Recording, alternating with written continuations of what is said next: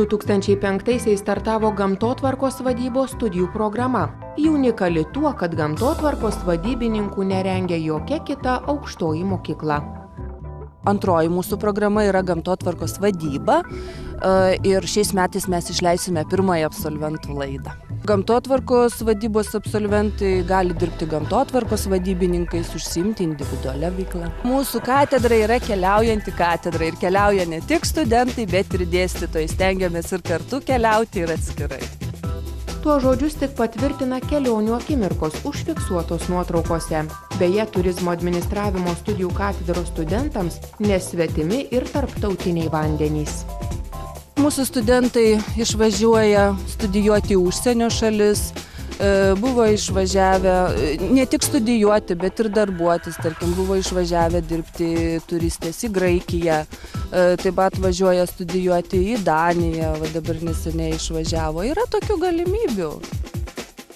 Čia dirbantys dėstytojai didžiuojasi galį studentams perteikti pačias naujausias žinias. Jos gilinamos praktikų metu. Gana per trumpą laiką ženkliai išaugo ir socialinių partnerių skaičius. Mūsų specialistas, išleistas mūsų absolventas turėtų būtent tą gamtą ir rūpintis ir organizuoti jos tvarkybą, planuoti, organizuoti, kontroliuoti visus darbus ir tikimės, kad sėkmingai įsidarbins vietos savivaldos įstaigose, kaimo seniūnijose, bus aplinkos ugdytojo vaidmenyje. Praktikų jie tikrai gauna nemažai. Tikrai kreditų yra skirta per 20. Ir praktiškai kiekvieną semestrą po mėnesį jie išeina į praktikas. Ir mūsų praktikos yra teorinės medžiagos tąsa. Daugiau dėmesio iš studentų ir entuziazmo susilaukia saugojimų teritorijų praktika, nes labai šalia turime saugomas teritorijas. Tiek Žagarės regioninis parkas, tiek Kurtuvėnų regioninis parkas, mūsų socialiniai partneriai. Mylėti gamtą, pažinti jos įvairovę, išmokti priimti sprendimus, kad ji išliktų. Tokie pagrindiniai reikalavimai besidominčiam gamtotvarkos vadybos studijomis. Nuo pat pirmo kurso iš tikrųjų studentai pradeda mokytis tokį darnų vystymąsi, aplinkos politiką, kuris iš tikrųjų yra susijęs tiesiogiai su gamtotvarka ir su gamtotvarkos vadyba.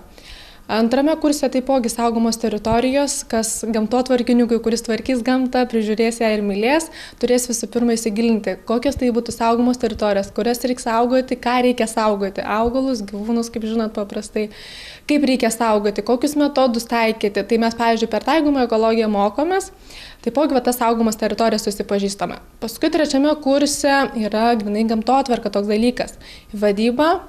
Taipogi dar yra miškai ir miškų ūkis, tokie dalykai, per kuriuos iš tikrųjų studentai jau įtvirtina visas žinias tiek iš pirmojo, antro kurso. Pas mus yra tokia galimybė, kad paskaitas dalinai paskaitų galima rengti gamtoje, nes būtent gamtotvarkininkas susipažintų, kaip reikia tvarkyti gamtą. Mes turim tokią galimybę, kaip ir važiuoti į tas saugomas teritorijas.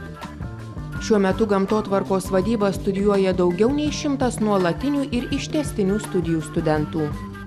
Šią specialybę pasirinkau vien todėl, kad tai yra nauja specialybė. Čia mes turime begalį iš tikrųjų praktinių užduočių ir praktinės užduotis tai kur kas geriau yra susipažinti su visu tuo atliekamu darbu. Ir mes netgi turėjome išvykstamąją paskaitą, buvom Šiaulių universiteto botanikos sode. Tai ten apžiūrėjome sodo viso to struktūrą, kaip auginami augalai, kaip jie galbūt dauginasi ir visa kita. Tai vien dėl to iš tikrųjų man buvo labai įdomu pasirinkti Šiaulių kolegiją, kad tai yra ir praktinių užduočių, ne tik teorijos. Mes būsime specialistai, kurių dar nebus rinkoje daug, nes ekonomikos, vadybos specialybių jau yra ganėtinai daug, o mes esame, sakykime, paklausi ES specialybė ir manau, turėsime daug galimybių baigę šią specialybę. Galiu pasakyti būsimiems studentams, jeigu jau lankote paskaitas, tai didesnių bėdų per egzaminų sesiją kilti tikrai neturėtų, nes atsėdėjus paskaitose, ta prasme, vis tiek kažką išsineši iš jų ir to dažniausiai jau vien to pakanka. Jeigu dirbi paskaitose ir atlieki visus praktinius darbus, pristatymus, tuomet į egzaminą galiu nusinešti iki 40% galutinio pažymio. Tai viską atlikus puikiai galima iš tiesų nusinešti 4 balus jau į galutinį tą vertinimą. Tuo tarpu trečiakursiams studijos rodos pralėkė kaip viena diena. Nuo 12 klasės aš iš tikrųjų svajau pabaigti aukštąją mokyklą, taigi pravėriu šias duris kaip ir savo svajonę įgyvendinu. Tačiau dar iki šios svajonės įgyvendinimo trūksta kelių laiptelių. Tai kokie tie laipteliai? Kai įgysiu diplomą, žinių, tada bus jau įgyvendinta mano svajonė. Baigiamąjį darbą tai jau turiu kaip praktiškai nuo 2 kurso ir jį tęsiu šiais metais. Grupės seniūnė sako, kad pirmąją būsimų absolventų laidą slegia itin didelė atsakomybė, tačiau paskutinės paskaitos scenarijaus neatskleidžia, nors staigmenų sako būsią su kaupu. Judita mieliau dalijasi praktikų įspūdžiais. 2 kursas daug įdomesnis, nes prasideda daug daugiau specialybinių dalykų. Praktikos visos prasidėjo, jau turėjom 2 kurse jau 2 praktikas, 1 kurse 1 tik tai, bet jau 2 kurse jau jautiesi šiek tiek jau didesnis specialistas nei 1, nes gali pritaikyti žinias, kurias jau įgyji.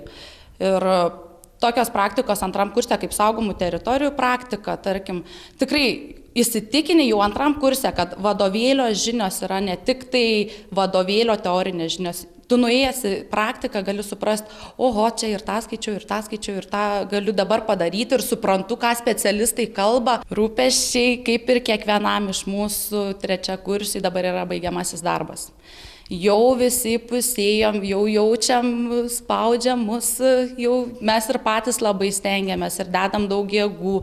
Aišku, turim galvoti, kur čia kokią temą pasirinkti, kokią problemą iškelti, ką turėtumėm suprasti. Reikia susirasti įmonės, kuriuose atliksim tyrimus.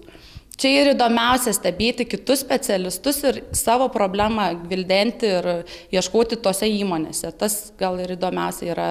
Aišku, darbo daug, be proto daug, bet ir patiems smalsumas ir veržlumas, manau, įveiksim visi. Aplinkosauginė veikla tai dar viena niša, kurią užpildo būtent Šiaulių kolegijos studentų nuveikti darbai. Pernai metais surengėm bendrą talką su Šiaulių kolegijos studentais, tokie su Šiaulių gamtos ir kultūros paveldo apsaugos klubo Aukuras talką, tvarkyti paveldo objektus. Tai tvarkėm tokį Užbytės senkapį, Kybarčių ąžuolą aplinką, apėjom aplinkui kitus aplankėm paveldo objektus. Tai iš tikrųjų manau, kad ta studento įsijungimas visuomeninę veiklą duoda daug labai praktinių įgūdžių. Atėjus į praktiką pas mus studentai ateina į praktiką, jie nori susipažinti su Kurtuvėnų regioniniu parku, su saugomų teritorijų sistema, su gamtotvarkiniais darbais, kurie čia vyksta. Na, o parko teritorija, Natūra 2000 teritorijose yra parengti tvarkymo planai. Tai studentų uždavinys pagrindinis, kad atvažiuoja į praktiką, tai būna susipažinti su tvarkymo planų rengimo teorija, patiems pabandyti tokį planelį parengti ir praktiškai išbandyti tvarkymą, priežiūros darbus. Ko jau ko, bet kūrybiškumo turizmo administravimo katedroje tikrai netrūksta. Juo labiau, kad geros idėjos nieko nekainuoja, tik reikia mokėti jomis dalintis. O štai ir puikus abipusio bendravimo pavyzdys. Ta geroji idėja yra 2009 metais pradėtas dėstytojų pasitarimas apie naujausią literatūrą, kurią mes įsigyjam, taikom paskaitose, dalijame su studentais. Ir dar mes turim tokią gerą idėją kaip studentų mokslinė draugija ir ji yra tiek pažengusi į priekį, kad mes tiesą pasakius susirinkom kaip kolegos aptarti kartu su studentais šių metų literatūros naujoves, kurias mes ar įsigijom paskutiniu metu, ar ketinam kažkam rekomenduoti ar panaudoti kursiniams baigiamiesiems darbams. Ir tas mūsų tradicinis jau dabar renginys vadinasi Skaitau ir žinau, skaitau ir dalinuosi. Šiais metais bus tęsinys dar kartą, gegužės mėnesį, tai jau bus oficialus ir viešas visai kolegijai renginys, tos popietės tąsa, ir ji bus skirta štai tokiai temai. Ar naujoji lapė taps naujoji Šiaulių miesto įvaizdžiu? Kartais užtenka tik vieno žodžio, kad suvoktum, kad tai yra tiesa.